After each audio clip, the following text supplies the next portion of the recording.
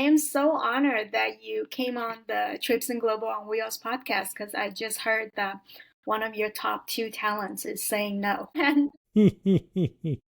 And I was like, wow, you said yes to me very fast. And in the communication has been very direct, which I didn't expect because it's usually, through an assistant or through a coordinator. So thank you so much.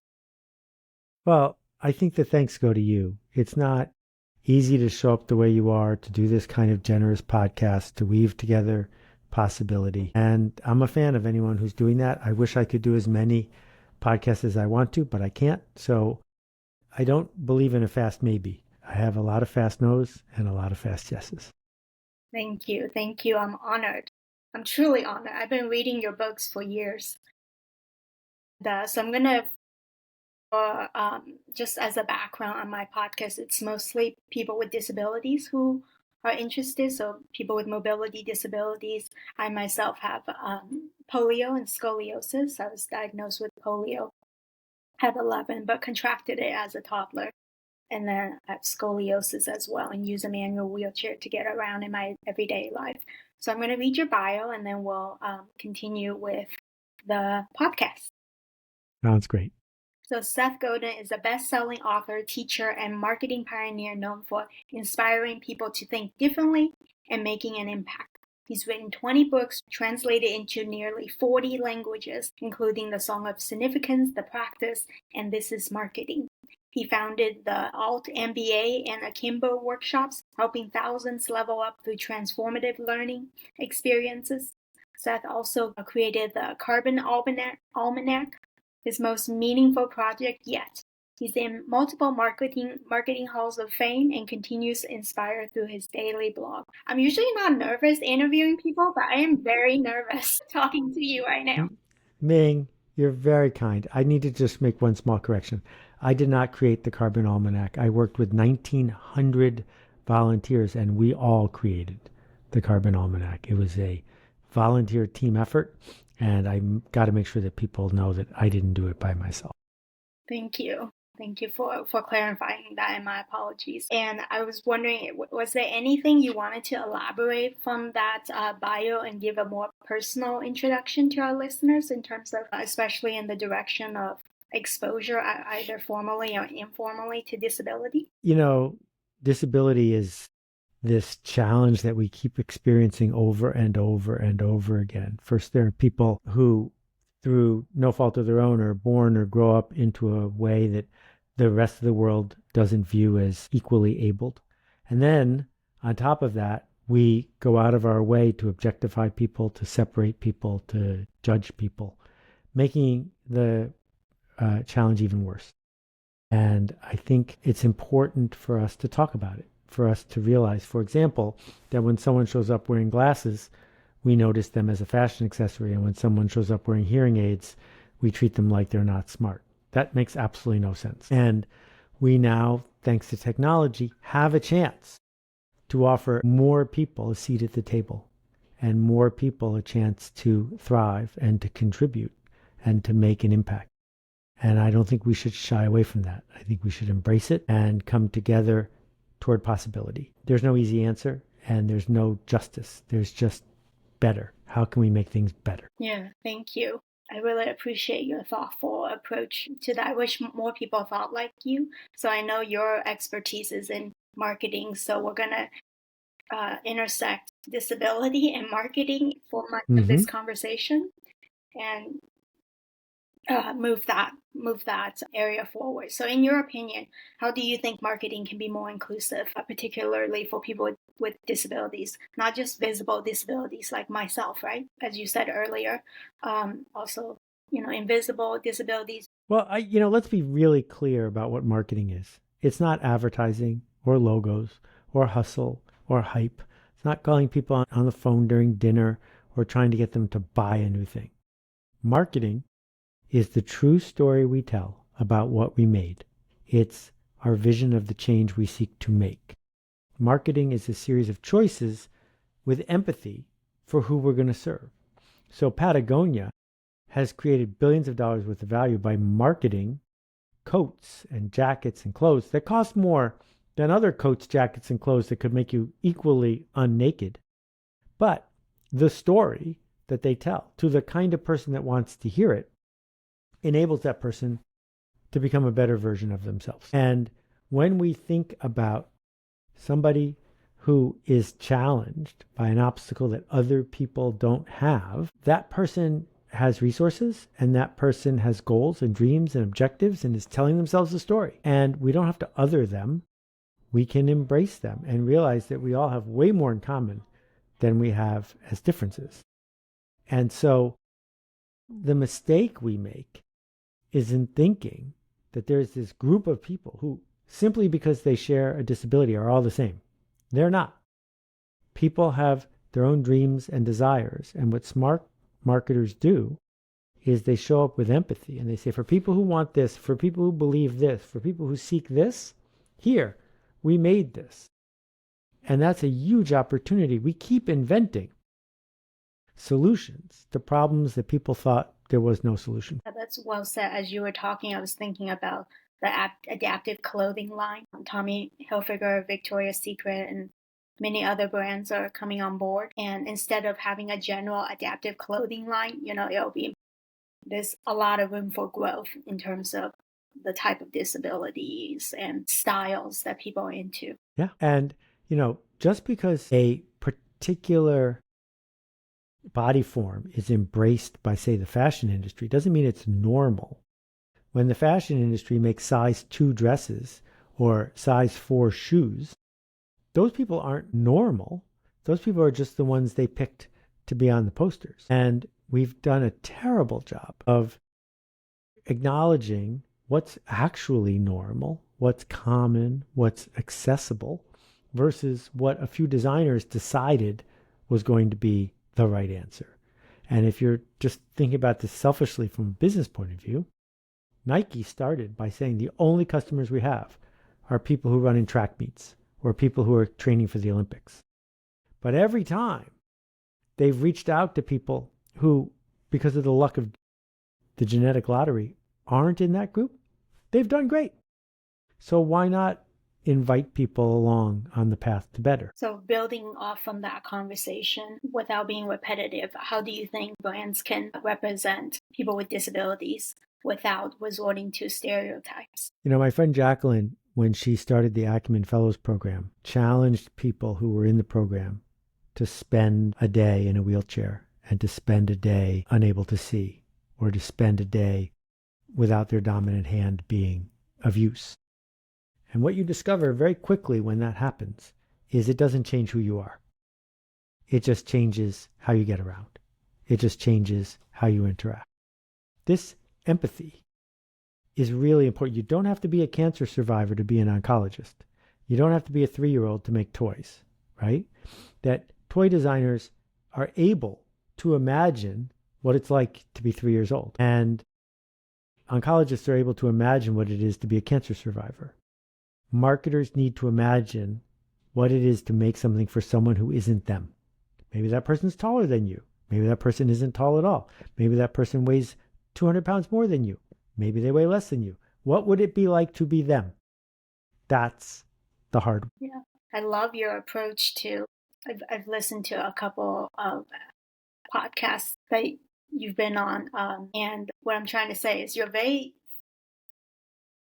I know you really admire Zig Ziglar. Me too. I listened to a lot of his recordings and books, and you can. He says you can get what you want by helping as many people get what they want, but you changed it to just help them get what they want, and that is enough. And I appreciate, even with just a couple questions I've asked you, that's the direction you go. So my next question is, what role do you think leaders can play in dismantling attitudinal barriers? Because there is a lot of that going on right now. And I think I got a little nervous, but what I was trying to go with the Zig Ziglar connection is also elaborating on that you can have pure intentions and also achieve your dreams and goals. Let's start with managers, not leaders. Those are different jobs. Leaders are volunteers exploring the frontier. doing things that might not work. There are people who say, follow me, let's figure out how to do this. I love leaders. I write about leaders all the time. Managers are really important. Managers use power and authority to tell other people what to do. And what we have here is a management problem, not a leadership problem. So if you're a manager of a company, a CEO or a boss, and someone comes in and starts stealing office supplies and fax machines and rolling out laptops in a wheelbarrow, you're going to fire them or call the cops because you don't want people stealing from your organization. But if you've got designers who are designing products that can't be used by 20% of the market, if you've got marketers who are positioning what you do in a way that doesn't grow any of your profitability and decreases your flexibility in serving people, you should fire those people. You're the manager. You should say, no, we don't do that. We are going to have principles and standards here. And so we don't make things that make people sick. And we don't make things that needlessly keep others from engaging with what we do. You know, there's a great 99% Invisible episode about the curb cut. And I'm sure you've talked about this in the past. But when I was born in 1960, there were no curb cuts. It hadn't been invented yet. And the thought that a mayor or governor or the head of a country would use taxpayer money to build sidewalks that people in wheelchairs couldn't get across, that's not okay. Just stop. You're the manager. Say no. That's what managers are empowered to do. Set a standard and honor. I think you're right in terms of managers and the influence and impact that they have. I don't know if you know this stat, but apparently 70% of people with disabilities in the United States, not in Africa, not in Yemen, in the United States, in the first world, they're unemployed. So what is on your response with managers? Is there anything you want to elaborate in terms of now knowing this stat? This is a stunning statistic. I think I'm just going to put a little sidelight here before talking about the tragedy of this. I think we have to think about the definition of disability, if it's really 70%, because I think there are a lot of people who are disabled, but society doesn't treat them like they're disabled, right? And so those people probably aren't in your statistic.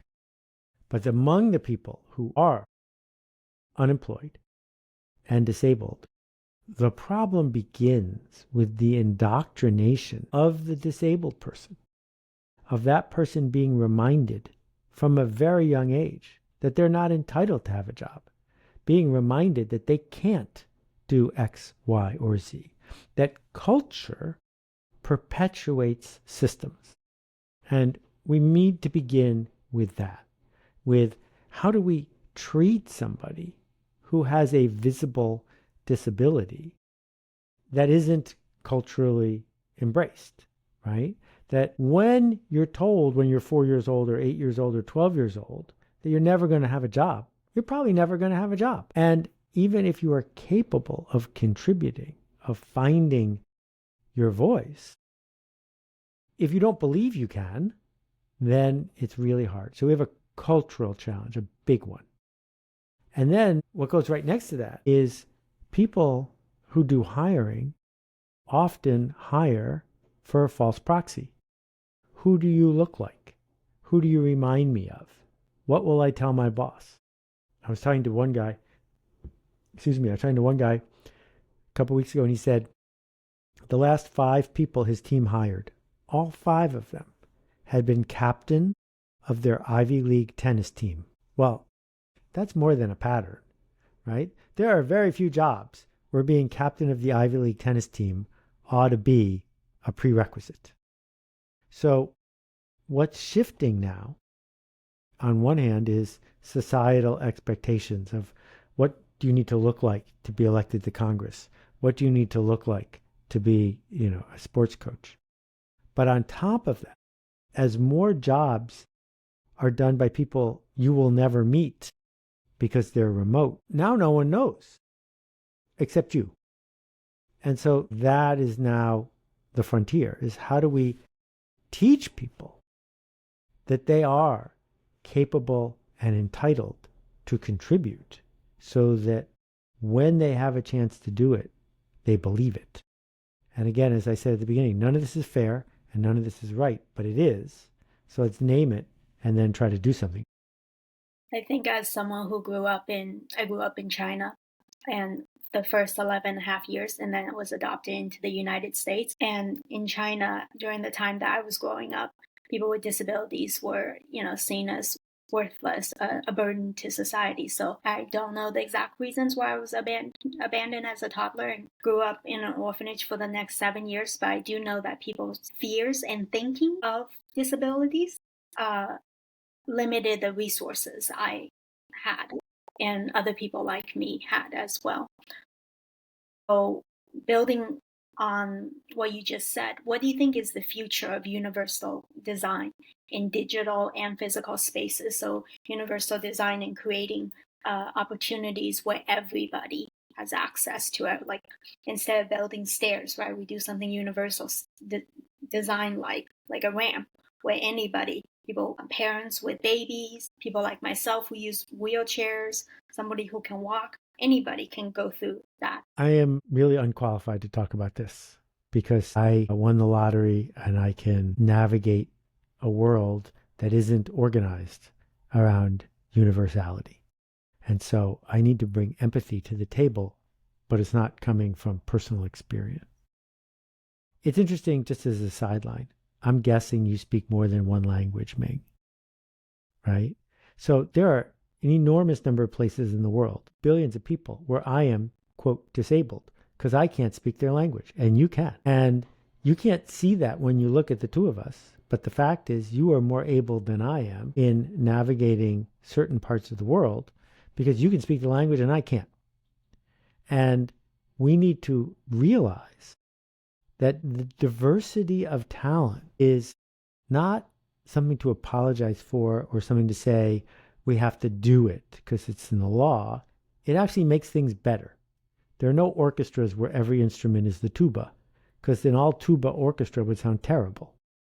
You need violins and you need clarinets and you need the timpani.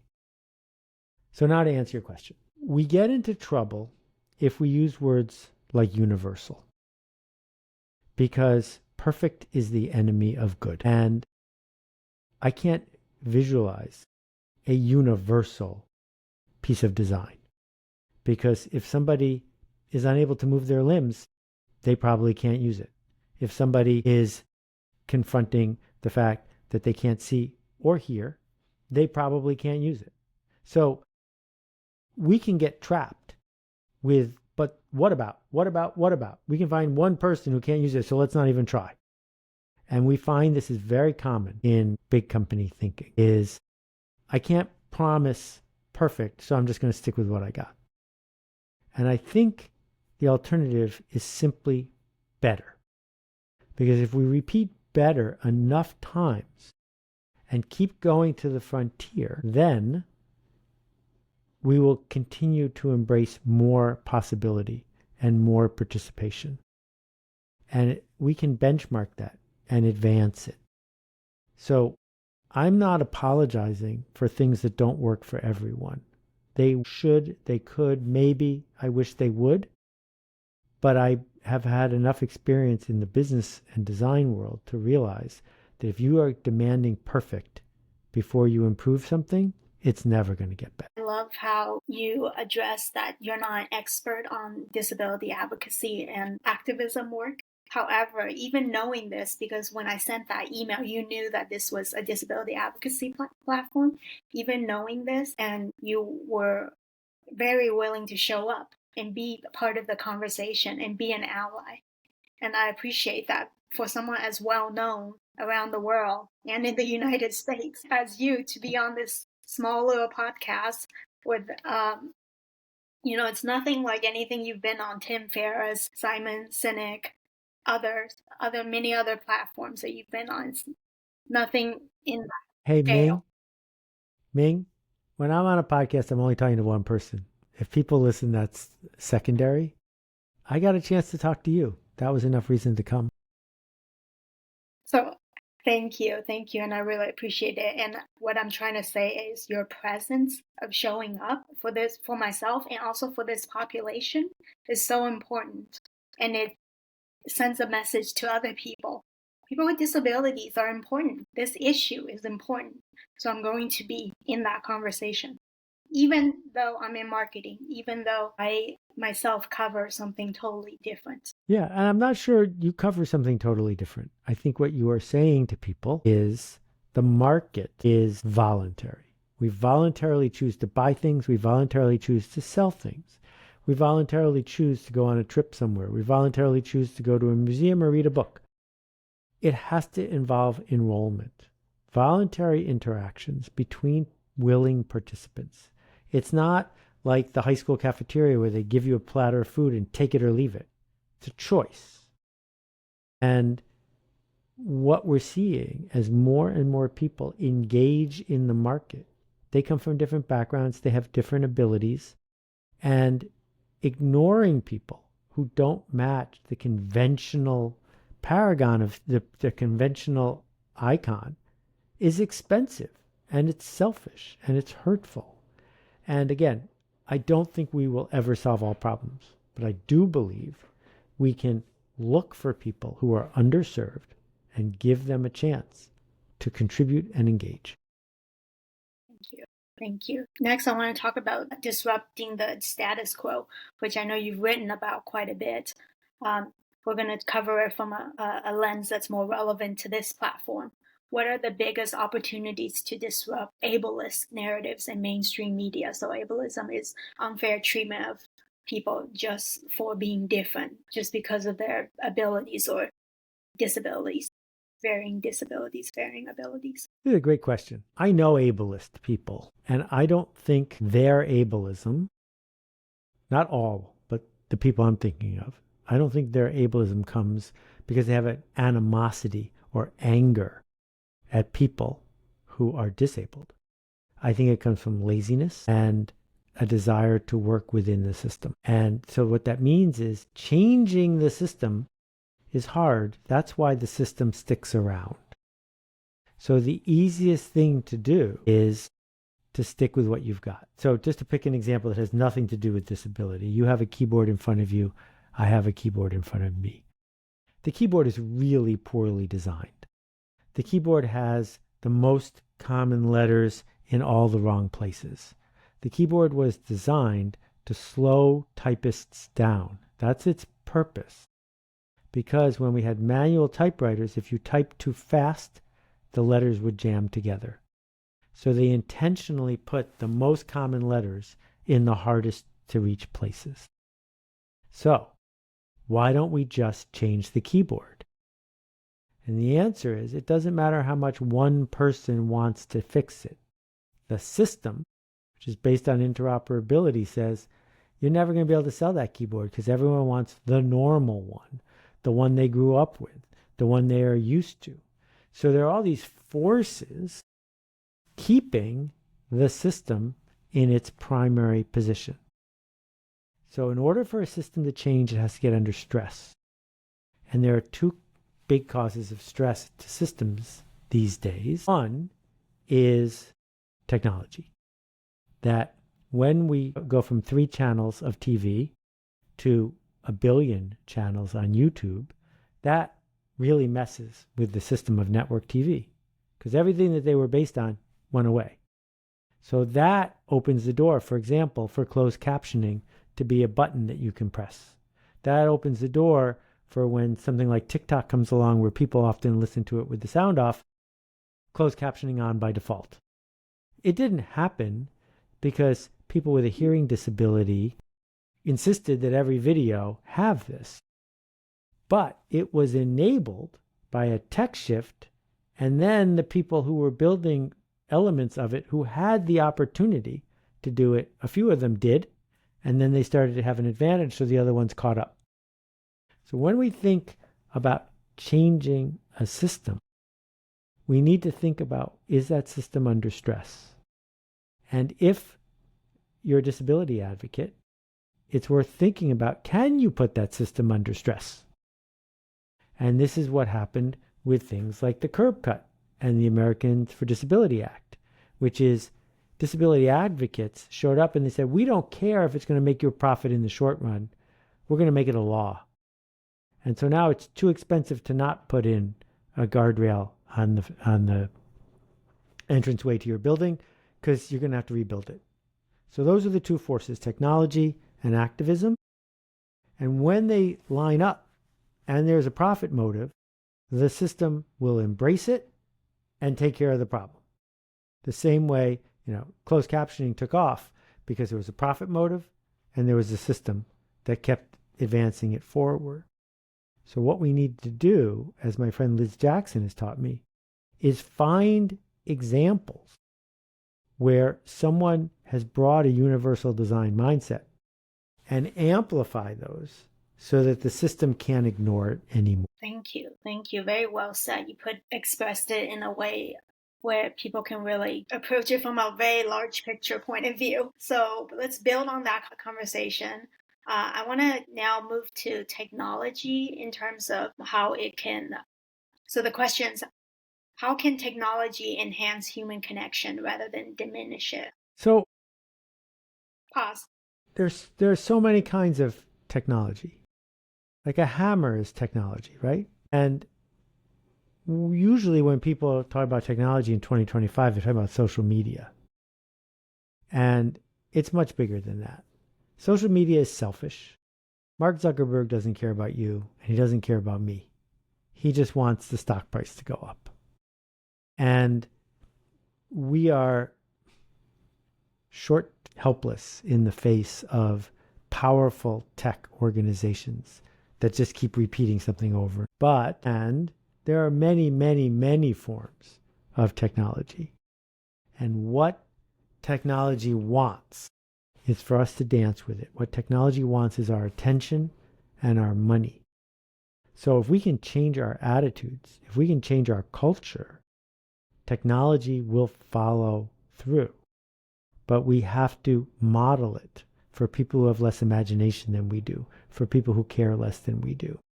And when we model it, if there's an opportunity for the system to run with it, it often does. I was actually going to skip that question, but I'm glad we covered it because I think thank you for answering it.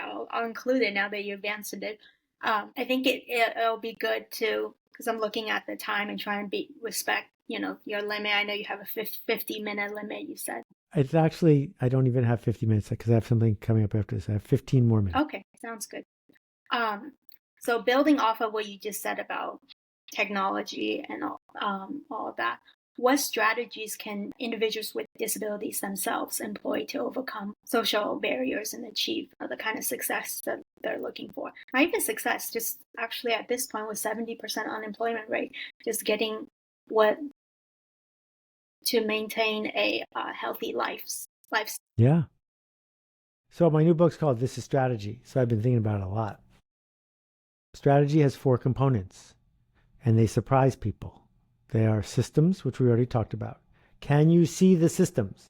Don't imagine that they're evil. Just imagine that they exist. Games, because any situation where there are multiple players and limited resources, and disability advocates deal with this all the time, is a game. And if you make a move and it doesn't work, it's not because you're a bad person. It's because you made a move that didn't work.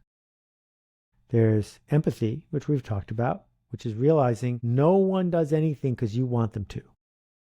They do things because they want to. And the last one is time.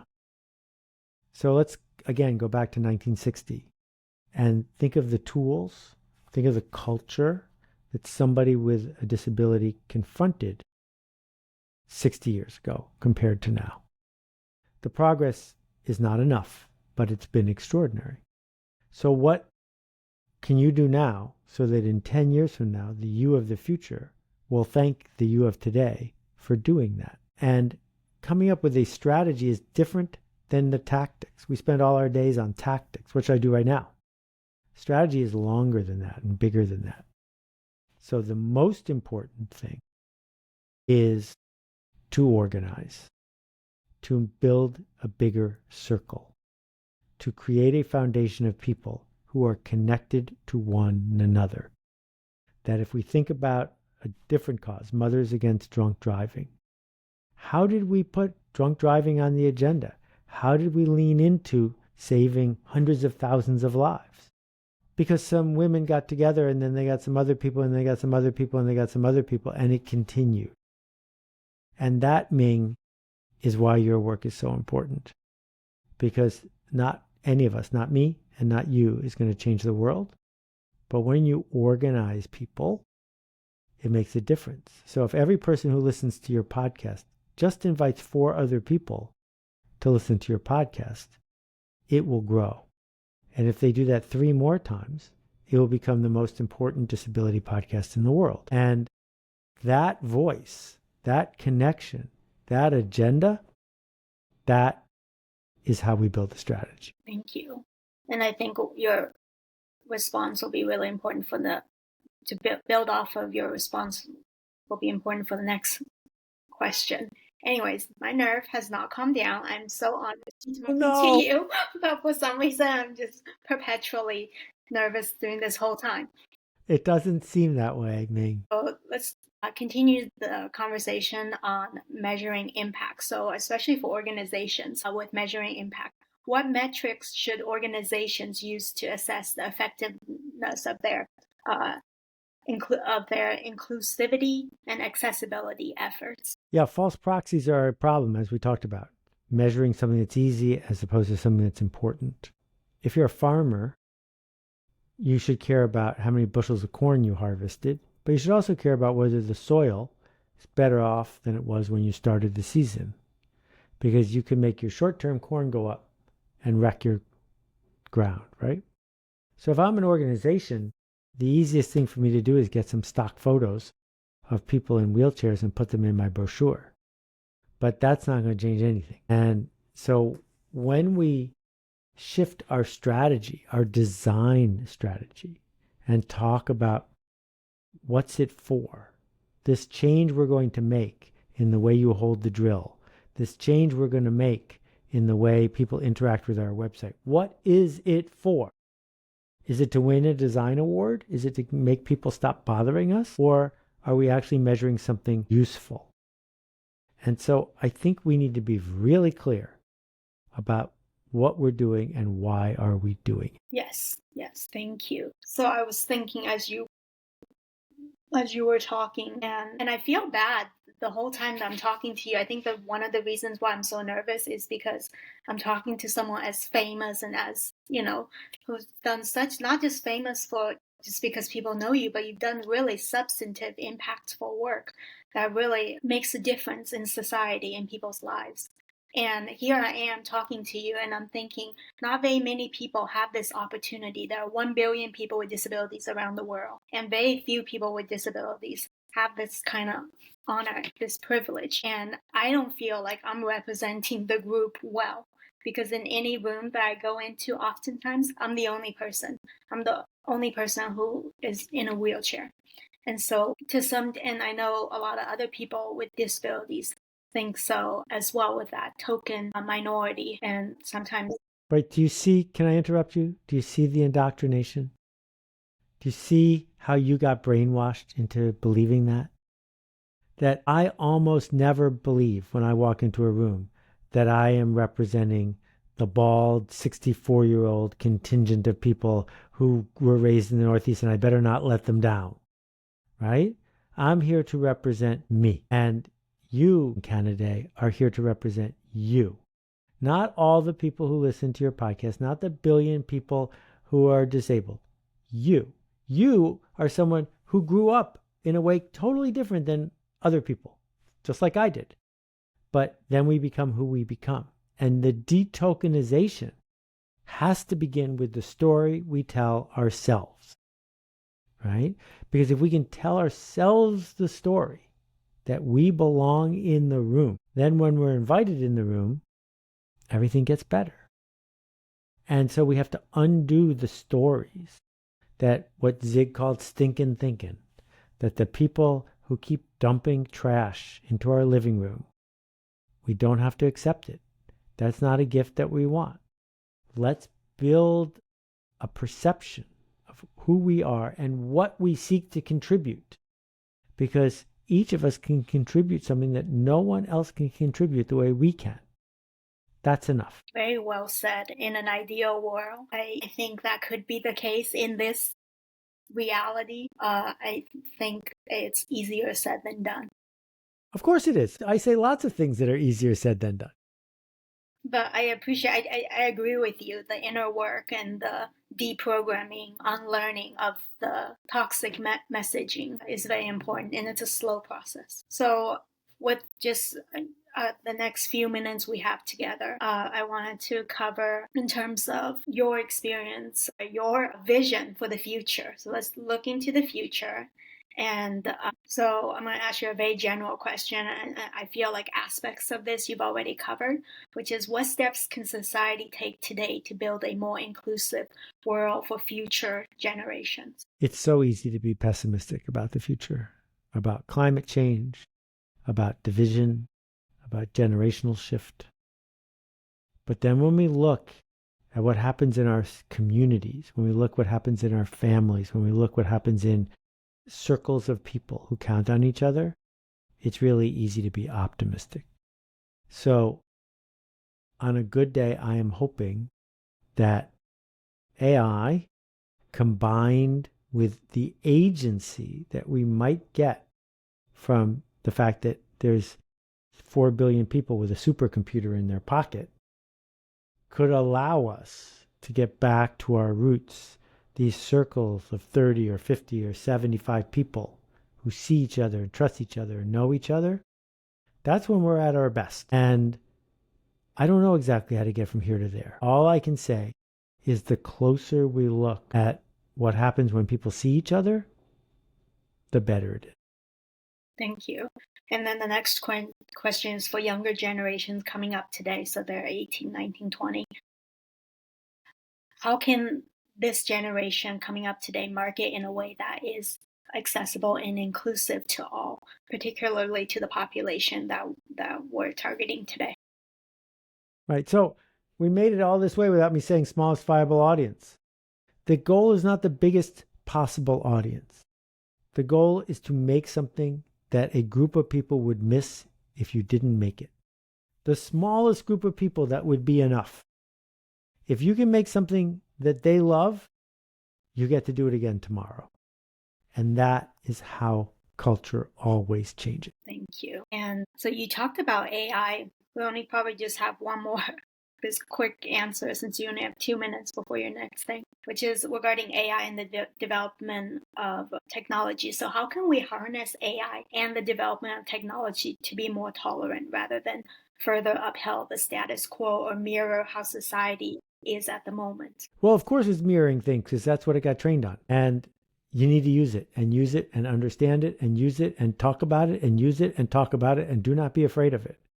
That the people who get into it first are listened to much more closely. And too many people are afraid of new tech, and so new tech becomes a mirror of old tech.